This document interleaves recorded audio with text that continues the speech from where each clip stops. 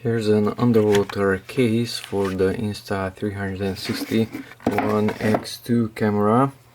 That's the box, and it is good above the water. Every object is stitched correctly. We can see a stitch line here when we use this one, 360 view, not this one but that one. But it's not good underwater. So although it's a waterproof case, it's not exactly good under the water. See the stitch line? Here's a leg and there's nothing, there's a head. So the stitching is pretty bad under the water. Another video, let's see this one. Here's the person, a mask on the face and nothing on the left side. Same thing, nothing on the left side. The hand is missing, so it's not being stitched together under the water. But it is good above the water.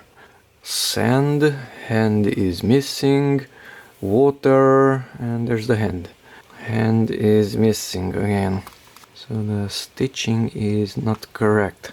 Sand is down here, here the sand is higher. Hand is missing. As you can see, the person is cut in half. It's not there.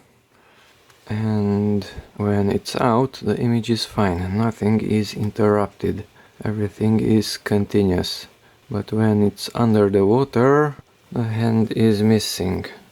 Above the water, it's gone, the error is missing. Cut off and perfect. Fishes are here, they are not there. Water is here, there the sand is present. It doesn't matter what settings do you choose here. The image is cut off. Here at stitching, premium lens guard is selected. The rest of them are far worse.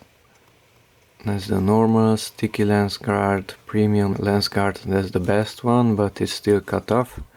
Dive case above the water, dive case under the water, cold shoe.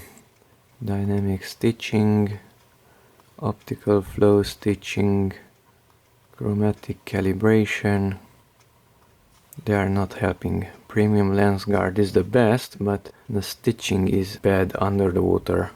So this case or the camera, one of those two are not exactly good under the water.